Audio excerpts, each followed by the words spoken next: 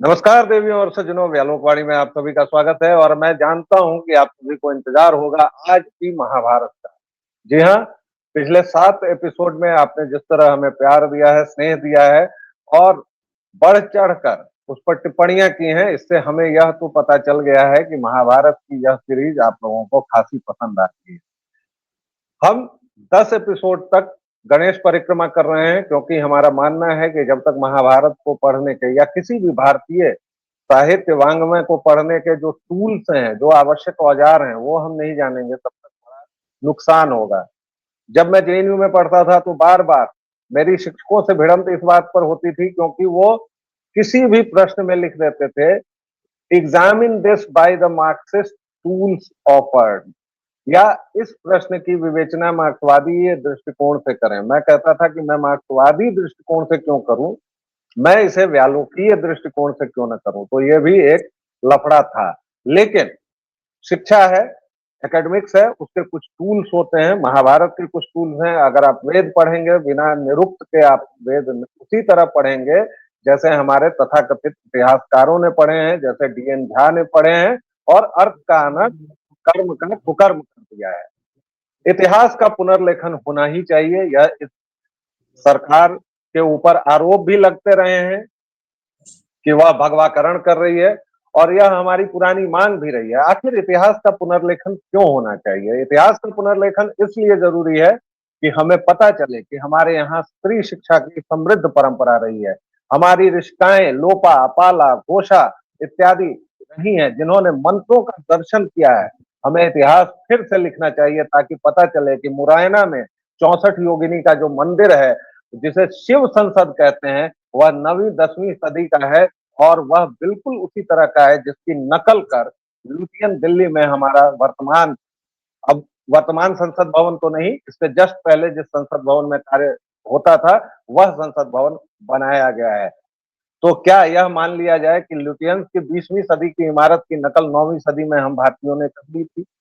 क्या हमें हमेशा भारत का शेक्सपियर सुनने को बाध्य किया जाएगा, जबकि कहाँ कालिदास और कहाँ वो शेक्सपियर? क्या हमें हमेशा भारत का नेपोलियन सुनने को बाध्य किया जाएगा, जबकि समुद्रगुप्त कहाँ और कहाँ नेपोलियन?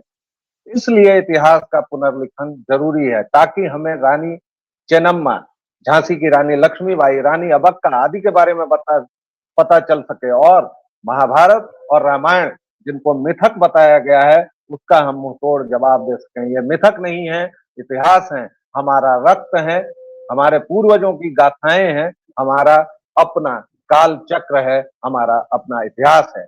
आज काव्य और इतिहास की इसी धारा पर बात करेंगे हमारे अतिथि डॉक्टर प्रभाकर पाठक, जो आप जानते हैं, आप लोग इनसे सुपरिचित हैं।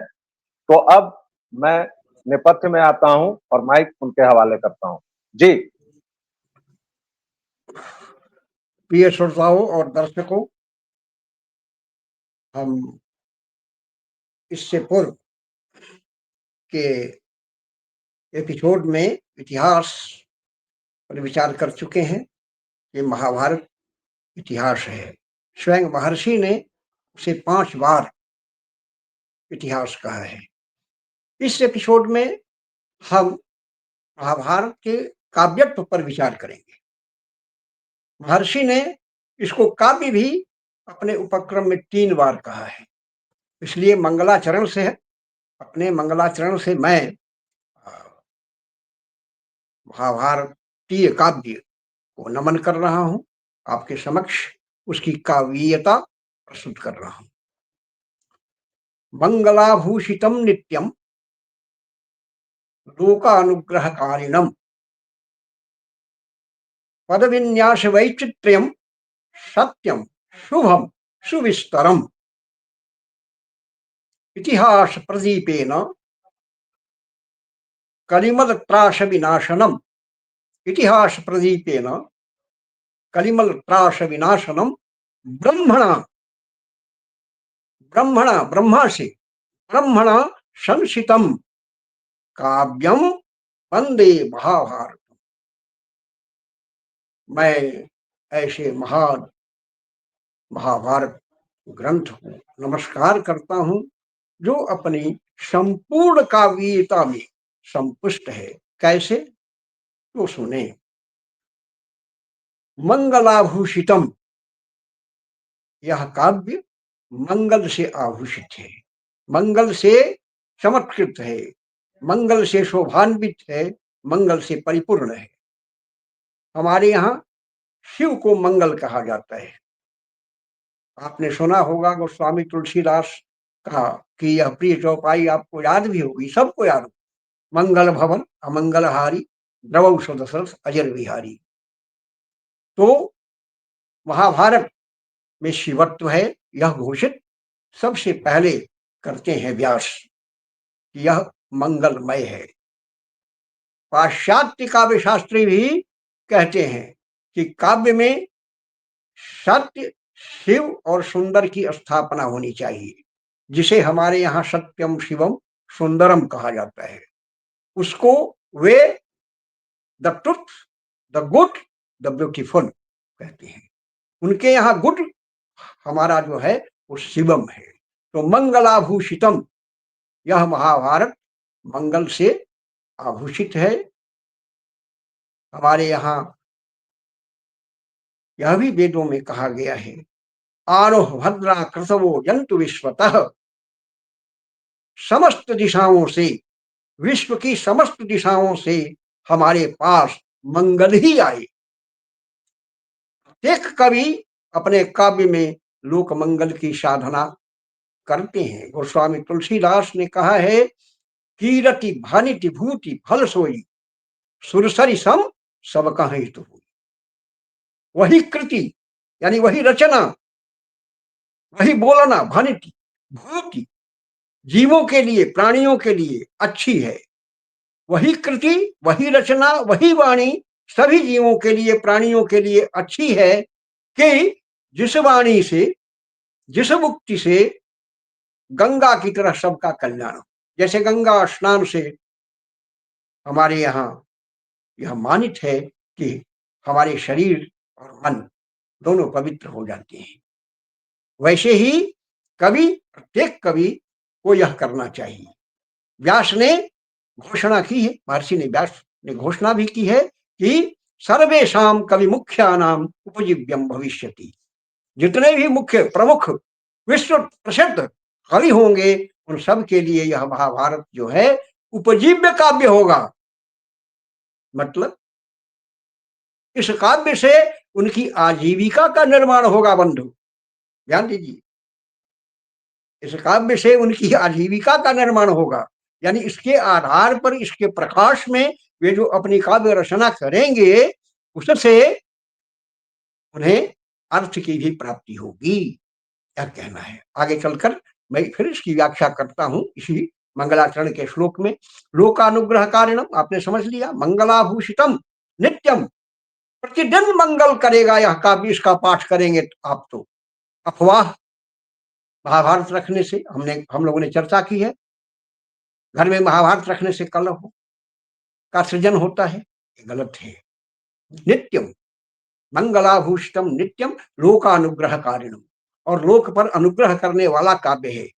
पद विन्यास वैचित्र्यम, और इसमें जो पद विन्यास है, इसमें जो पदों की व्याख्या है, इसमें जो अर्थ संग्रह है, इसमें जो अभिव्यक्ति पद्धति है, इसमें जो शब्द विन्यास है, उसका वैचित्र्य कैसा है, कैसे पद का विन्यास कवि करता है, एक ही पद को कैसे वह नचाता है, कितनी बार नचाता है, और कैसे उसका अर्थ हर बार नया होकर आपके सामने प्रकट होता है।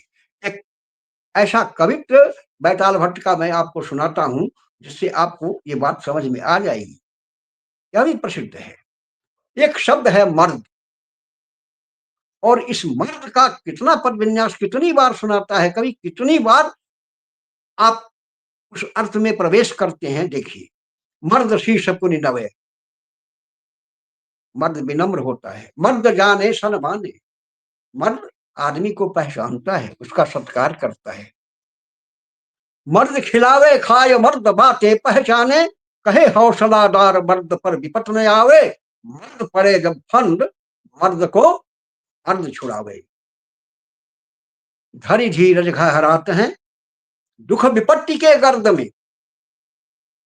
धरि धीरज घहरात हैं, बरसते हैं, प्रहार करते हैं, वार करते हैं, हिम्मत नहीं हारती। धरि धीरज घहरात हैं दुख विपत्ति के गर्द में। बैताल कहे, कवि बैताल कहते हैं, बैताल कहे विक्रम सुनो एते लक्षण मर्द में। अब आप देखें ये पद विन्यास बैताल भट्ट कवि का, ऐसे ही पद विन्यास, ऐसा ही अर्थ संग्रह महाभारत में महर्षि व्यास कर चुके हैं। उपक्रम के 12 श्लोकों में, आदि पर्व के उपक्रम के 12 श्लोकों में लगातार महर्षि व्यास ने वे सारी चीजें ग्रथित कर दी हैं जो हमारे संस्कृत के पुरातन और आधुनिक काव्य शास्त्री जिसे काव्य कहते हैं। एक उदाहरण,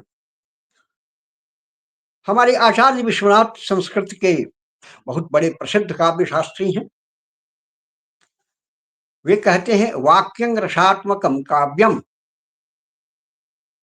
यानी जिस वाक्य में रस हो वही काव्य है, यह कहते हैं। अब इस कसौटी पर काव्य शास्त्री की इस कसौटी पर जरा मैं देखता हूं कि महर्षि व्यास कितने सफल हैं, देखा जाए।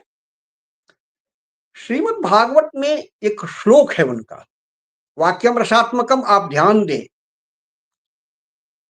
वाक्य को रसपूर्ण होना चाहिए। और यहां देखिए अभी जो मैं श्लोक कहूंगा उस श्लोक में किस प्रकार कवि ने एक ही श्लोक में नवों रसों को सिद्ध किया है, अद्भुत है। ये महर्षि व्यास का चमत्कार है, ये उनका काव्य है। महाराज जनक ने एक धनुष यज्ञ किया था सीता स्वयंवर के लिए, ठीक है, और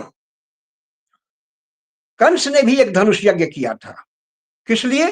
श्री कृष्ण के वध के लिए, अपने भागिनी को मार डालने के लिए उसने भी धनुष यज्ञ किया था। उस धनुष यज्ञ में आमंत्रण मिलता है, कृष्ण पहुंचते हैं और पहुंचकर जब वे रंग भूमि में प्रवेश करते हैं, रंगभूमि में, ठीक गोस्वामी तुलसीदास ने राम का भी ऐसा ही वर्णन किया है। ठीक आपको लगेगा, मानस पढ़िएगा तो आपको लगेगा कि जैसे दोनों ही चित्र एकमेक हैं।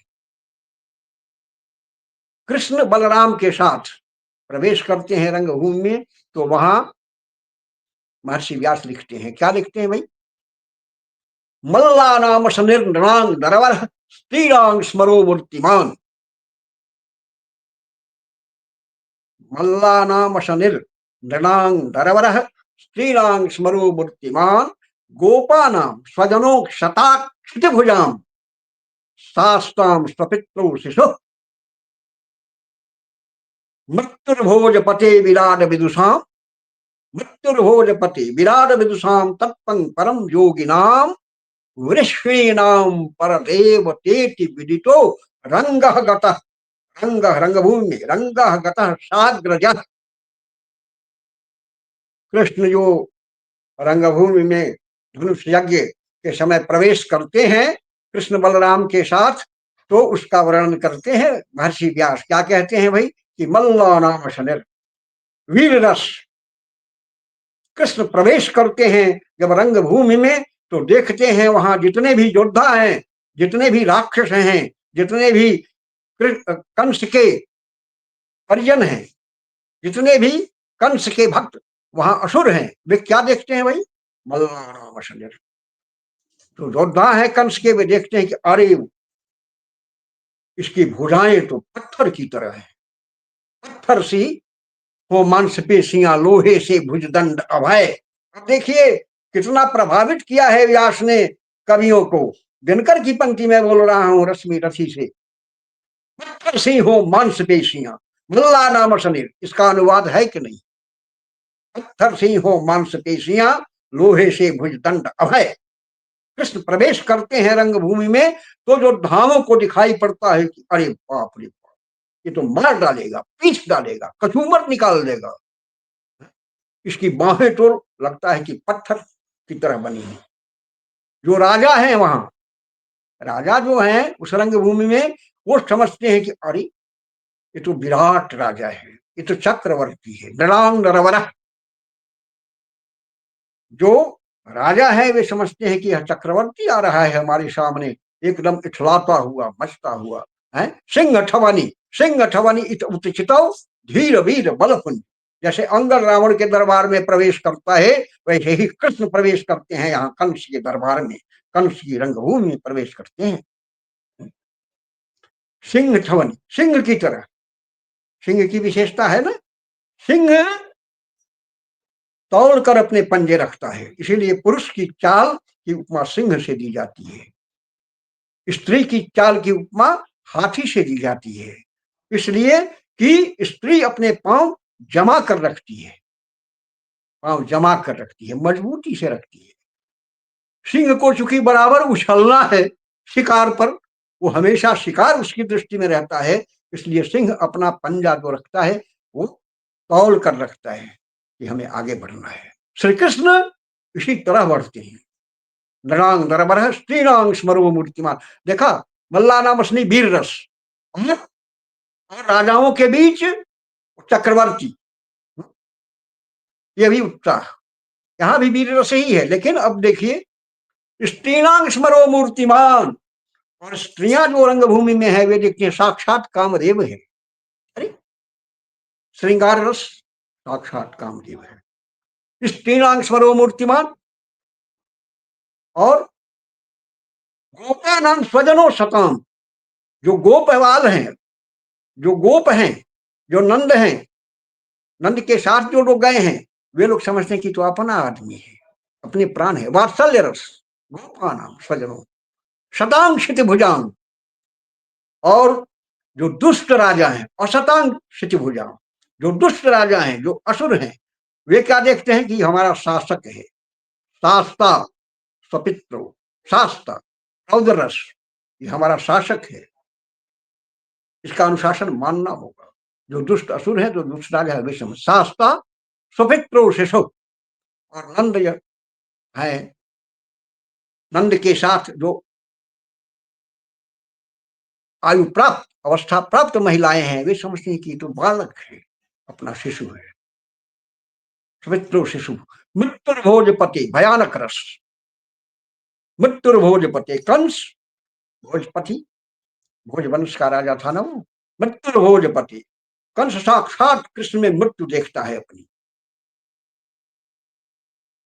भयानक रस, मृत्युर्भोजपति। विराट विदुषाम, और जो विद्वान लोग हैं, जो पंडित हैं, जो पढ़े लिखे हैं, वे क्या समझते हैं, विराट रूप है, अद्भुत अद्भुत रस, ये तो विराट रूप है इसका है?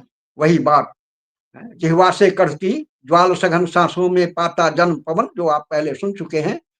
तो वही विराट विदुषाम, जो विद्वान है वे देखते हैं कि ये तो विराट रूप है, संपूर्ण संसार इसी में समाया हुआ है, हम भी इसी में समाये हुए हैं, हमारी क्या बात। तत्वं परम योगी नाम, और परम योगी जो हैं पहुंचे हुए, तपस्वी जो हैं, मनस्वी जो हैं, वे क्या समझते हैं कि तत्व, पंच तत्व इसी में समाये हुए हैं, इसी में सब कुछ है, पंच तन मात्रा पंच तत्व इसी में समाये। तत्व सार रस, विश्व का सार और रस यही है, इसके अतिरिक्त कुछ नहीं है, शांत रस। तत्पं परम योगी नाम शांत रस, मृत्युर्भोजपते विराट विदुषाम, तत्पं परम योगी नाम वृष्णि नाम पर देव तेति विदितो, और जो वृष्णि कुल के हैं, वार्षणेय नाम है कृष्ण का एक, क्योंकि वो वृष्णि कुल के हैं, तो वृष्णि नाम पर देव तेति विदितो, और जो वृष्णि कुल के हैं उनको तो लगता है कि अरे ये तो दूसरा देवता ही हमारे कुल में है जो जा रहा है सामने, रंगः गतः साग्रजः।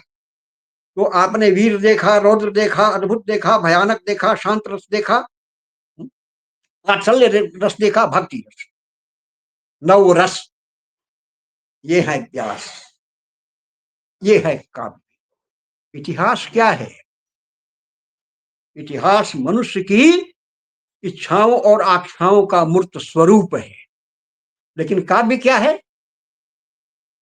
काव्य इतिहास के अस्थिपंजर में जो रस भर देता है,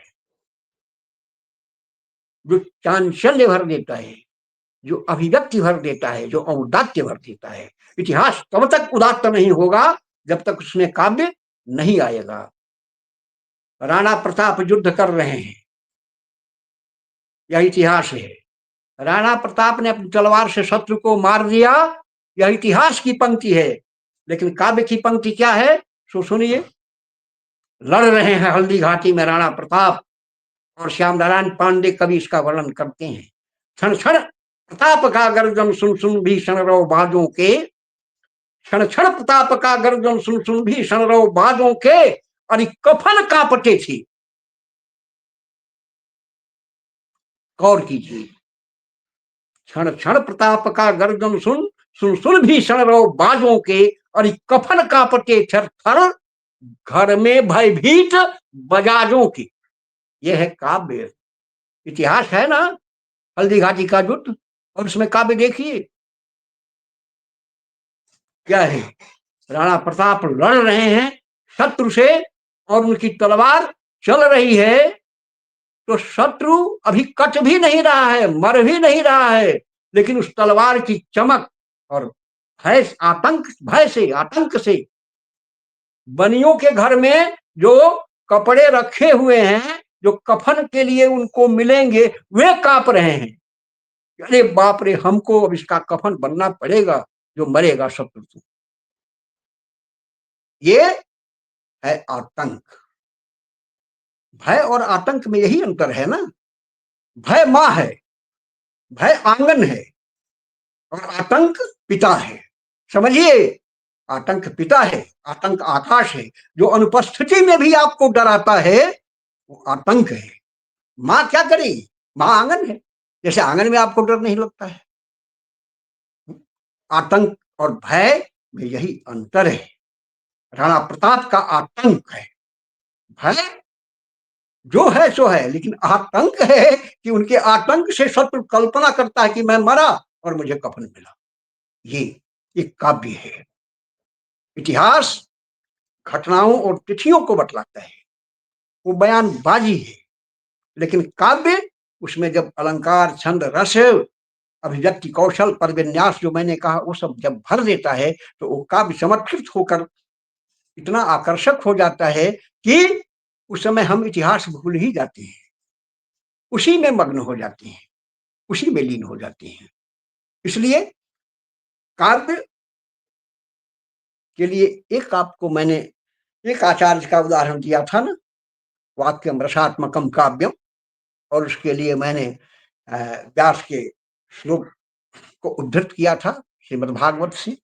एक और आचार्य को देखिए, इस आचार्य का नाम है मम्मटाचार्य। मम्मट, विद्वानों ने सुना होगा इनका नाम। काव्य प्रकाश इनका ग्रंथ है। ठीक ये वही कहते हैं जो महाभारत में व्यास कह रहे हैं। लक्षण काव्यं यशसे अर्थ कृते व्यवहार विदे लोक संग्रह। काव्यं यशसे अर्थ कृते व्यवहार विदे शिवेत रक्षतये सद्यः परिनिर्वृत्तये कांता सम्मित तयोपदेश युजे। काव्य करने से, इतिहास करने से क्या मिलेगा, इसमें संशय है। लेकिन काव्य करने से क्या मिलेगा, यश मिलेगा। चतुर्दिक देखिए, गोस्वामी तुलसीदास कब गए, आज भी विराजमान है हमारी जिह्वा पर। हमारी जिह्वा पर क्या, जन जन की जिह्वा पर विराजमान है। कब गए, यश से।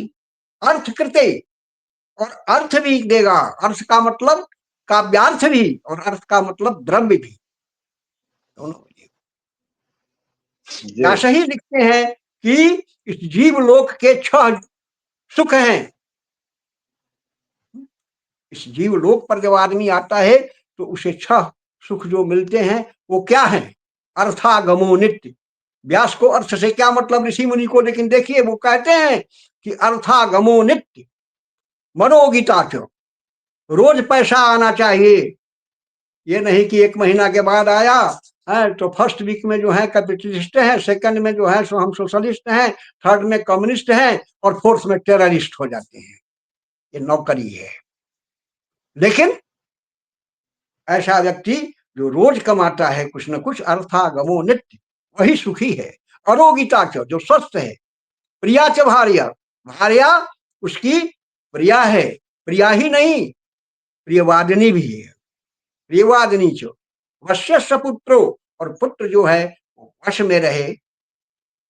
अर्थकरी च विद्या, देखिए 2 बार दोहराते हैं, अर्थागमो नित्य और फिर कहते हैं अर्थकरी च विद्या, और विद्या अर्थकरी होनी चाहिए। खुद जीवलोक से सुखानि राजन, ये विदुर कहते हैं युधिष्ठिर से। महाभारत क्या देखिएगा, खोजिएगा जी कितना काव्य उसमें।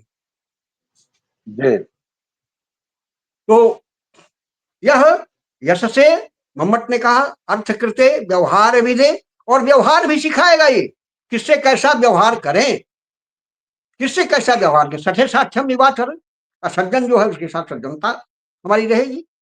शिवेत रक्षते, और शिव की बात कही थी, मंगल की बात कही थी, वो भी सत्य पर निर्वर्त, और तुरंत आपको ये रस में निमग्न कर देगा। कब कांता सम्मित उपदेश युजे, और जैसे आपकी प्रिया, आपकी पत्नी आपसे जो भी कहती है वो सीधे नहीं कहती, लेकिन वो काम हो जाता है। कांता सम्मित किसको कहते हैं?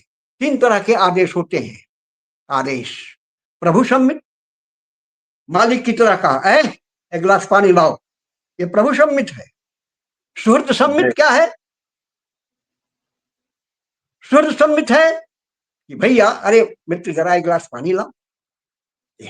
लेकिन जी कांता सम्मित क्या होगा? कांता सम्मित उपदेश क्या होगा? आप होठ हिलाएंगे और पानी आ जाएगा।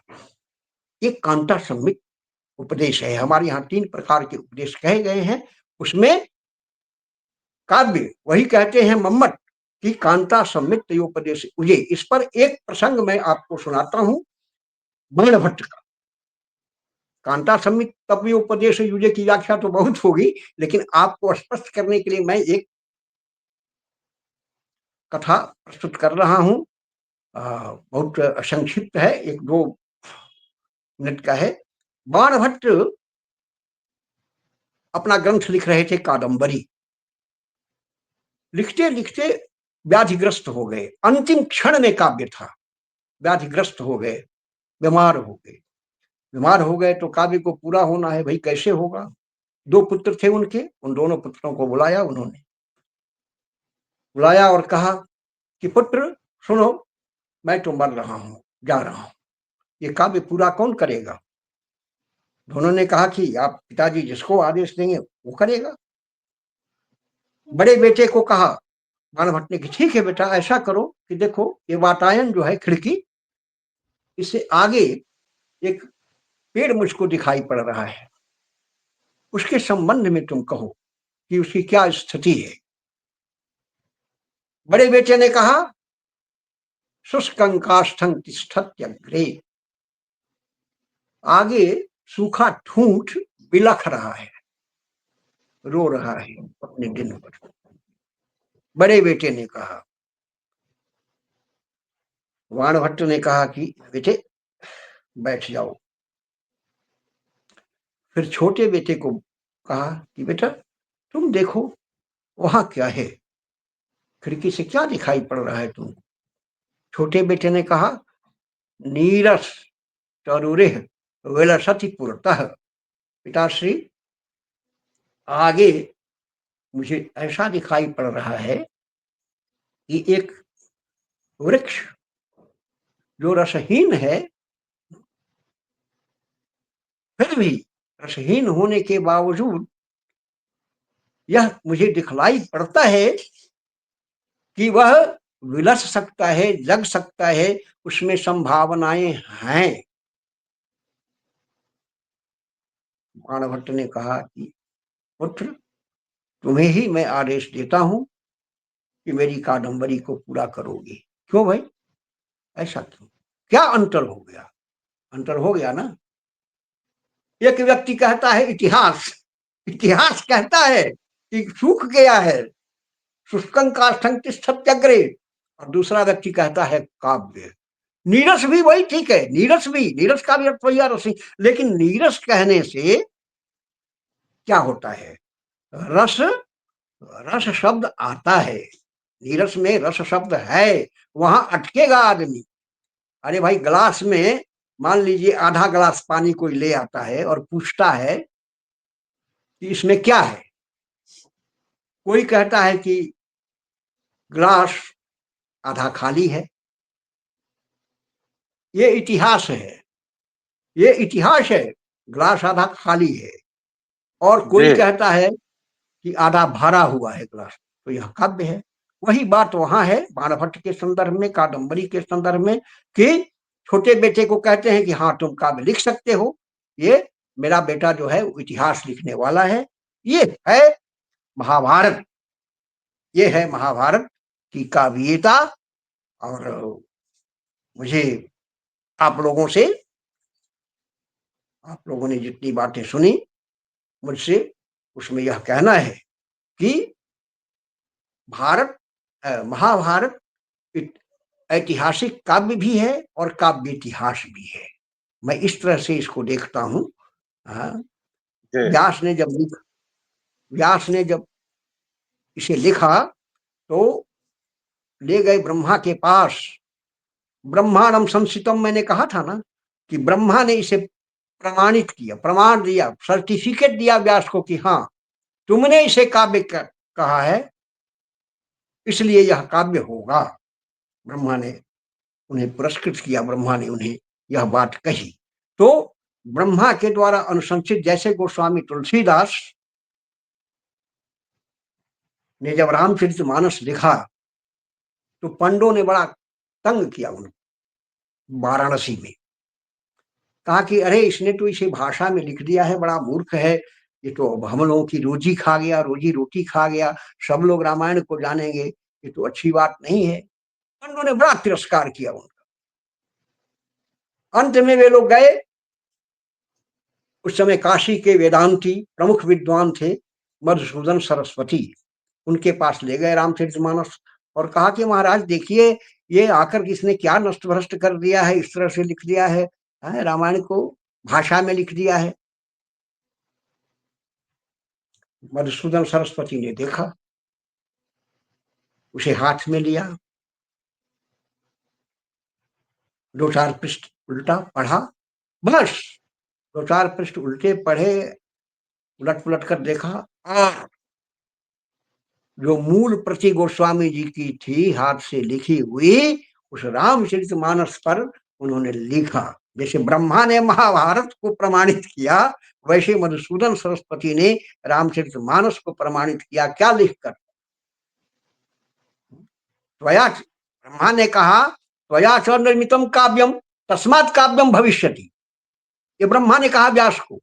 और मधुसूदन सरस्वती ने रामचरितमानस पर गोस्वामी जी के लिए क्या लिखा? आनंद कानने ह्यस्मिन् जंगमस् तुलसी तरु, आनंद कानने ह्यस्मिन् जंगमस् तुलसी तरु, कविता मंजरी यस्य राम भ्रमर भूषिता। आनंद के वन में, अक्षय आनंद के वन में, उल्लास के वन में, यह जो है तुलसी दास, वो क्या है? चलता फिरता एक वृक्ष है।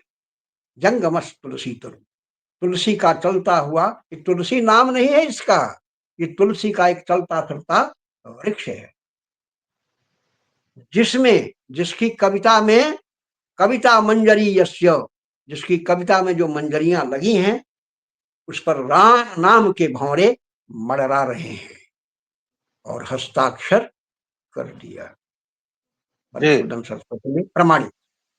जी। और इस तरह दर्शकों श्रोताओं, आप लोगों की में से कई की मांग भी थी कि इसको बढ़ाया जाए। इस बार हमने बढ़ाया है, 35 मिनट का करीबन हो गया है यह एपिसोड।